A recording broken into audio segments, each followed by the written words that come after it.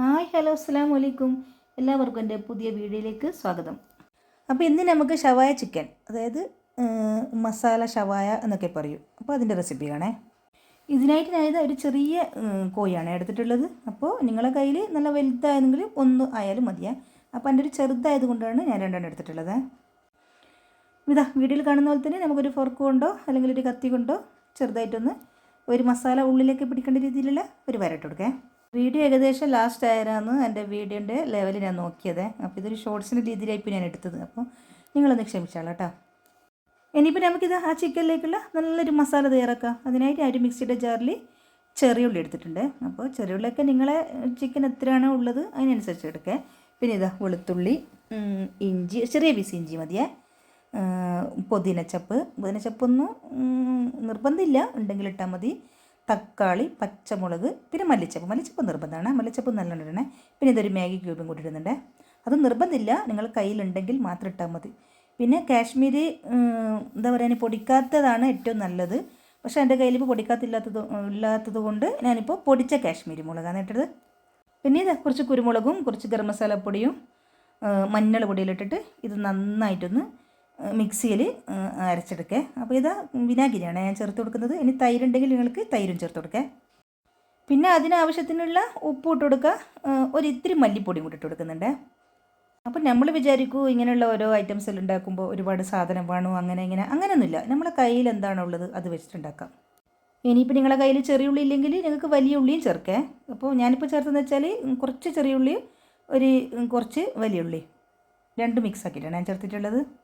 പിന്നെ ഞാൻ പറഞ്ഞല്ലോ കാശ്മീരി ചില്ലി, അത് പൊടിക്കാതിട്ട് കൊടുത്താൽ നല്ലൊരു കളറ് കിട്ടുമേ. അപ്പോൾ എൻ്റെ കയ്യിൽ ഇല്ലാത്തത് കൊണ്ടാണ് പിന്നെ ഞാൻ കാശ്മീരി മുളക് തന്നെ ചേർത്തിട്ടുള്ളത്. അപ്പോൾ ഇത് നന്നായിട്ടൊന്ന് ഈ ചിക്കനിലേക്ക് നന്നായിട്ടൊന്ന് മസാല നമുക്ക് നന്നായിട്ട് തേച്ച് പിടിപ്പിക്കുക. അപ്പോൾ ഈ ഒരു മസാല നമുക്ക് എത്രത്തോളം വെക്കുന്നത്, അതായത് ഒരു 2-3 മണിക്കൂറോളം വെച്ചാലാണ് നന്നായിട്ട് മസാല പിടിക്കാനേ. അതായത് ശരിക്കും പറയാമെന്ന് വെച്ചാൽ ചിക്കൻ കുറച്ച് വലുത് തന്നെയാണ് നല്ലത്. അപ്പോൾ അതിലാണ് നല്ലൊരു എന്താ പറയുക പീസെല്ലാം ഉണ്ടാകാൻ. അപ്പോൾ നിങ്ങൾ മാക്സിമം ഒരു വലിയ ചിക്കൻ തന്നെ വാങ്ങാൻ ശ്രമിക്കണേ. ഇനിയിപ്പോൾ നിങ്ങൾക്കത് കട്ട് ചെയ്തിട്ട് ആക്കാനാണെങ്കിൽ അങ്ങനെയും ആക്കേ. കാലിൻ്റെ ഭാഗമോ പിന്നെ മറ്റേ ഭാഗമെല്ലാം ആക്കി കട്ട് ചെയ്തിട്ട് അങ്ങനെ ആക്കുന്നതിന് കുഴപ്പമൊന്നുമില്ല, നല്ല ടേസ്റ്റ് ആയിരിക്കും. ഇനിയിപ്പോൾ ഇതൊരു 2 മണിക്കൂറോളം ഞാൻ മൂടി വെക്കുന്നുണ്ട്. ഇനിയിപ്പോൾ 2 മണിക്കൂർ കഴിഞ്ഞതിന് ശേഷം നന്നായി മസാലയൊക്കെ പിടിച്ച് വന്നിട്ടുണ്ട്. ഇനി നമുക്കിതൊന്ന് കുക്കറിലേക്ക് ഇട്ട് കൊടുത്തിട്ട് ഒരു 2 മിനിറ്റ് ഒന്ന് വേവിച്ചെടുക്കണേ. 2 മിനിറ്റ് കുക്കറിലേക്ക് ഇടുന്നേരം ഈ ഒരു മസാലയോട് കൂടിയിട്ട് തന്നെ ഇടണേ. എന്നാലാണ് നല്ലൊരു ഗ്രേവിയോട് കൂടിയിട്ട് കിട്ടും. അപ്പോൾ ഇതിന് നമുക്ക് മെയിനായിട്ട് ഗ്രേവി ആവശ്യമാണ്. അതായത് ഒരു 2 വിസിലാന്നേ കുക്കറിലിടാൻ പറ്റൂ, അല്ലെങ്കിൽ അത് പൊട്ടിപ്പോകുമല്ലോ. ഇനിയിപ്പോൾ വീഡിയോ ശരിയായിട്ടുണ്ട്. ഞാൻ ഈ ഒരു സമയത്താണ് വീഡിയോ നോക്കിയത്. അപ്പോൾ വീഡിയോ ശരിയായിട്ടുണ്ട്. ഇനിയിപ്പോൾ നമുക്ക് എന്താക്കാൻ, ആ വേവിച്ച ചിക്കൻ എടുത്തിട്ട് എന്താ പറയുക, കുറച്ച് ഓയിൽ തന്നെ മതി. വെളിച്ചെണ്ണ എന്തോ ഒരു ടേസ്റ്റ് മാറും. അപ്പോൾ ഓയിൽ നന്നായിട്ടൊന്ന് ഫ്രൈ ആക്കിയിട്ടെടുക്കുക. സൺഫ്ലവർ ഓയിലാണ്. അപ്പോൾ ഇങ്ങനെ ഫ്രൈ ആക്കുമ്പോൾ നമുക്ക് ചെറിയ പീസാകുമ്പോൾ ഇതൊരു വലുതാകുന്നതുകൊണ്ട് ഒരു ഫ്രൈ ആക്കാൻ നമുക്കൊരു ബുദ്ധിമുട്ടുണ്ടേ. അപ്പോൾ നിങ്ങൾക്ക് അങ്ങനെയെല്ലാം ഒരു ബുദ്ധിമുട്ട് തോന്നുകയാണെങ്കിൽ ഓരോ ഭാഗമാക്കിയിട്ട് കട്ട് ചെയ്തിട്ട് അങ്ങനെ ഇടേ. പിന്നെ ഈ ഒരു ചിക്കൻ നിങ്ങൾ ഫ്രൈ ആക്കുമ്പോൾ അതിൻ്റെ പാത്രം നല്ലൊരു കട്ടിയുള്ള പാത്രമായിരിക്കണേ. കാരണം വേഗം തന്നെ അടിക്ക് പിടിക്കാനുള്ള സാധ്യത ഉണ്ട്.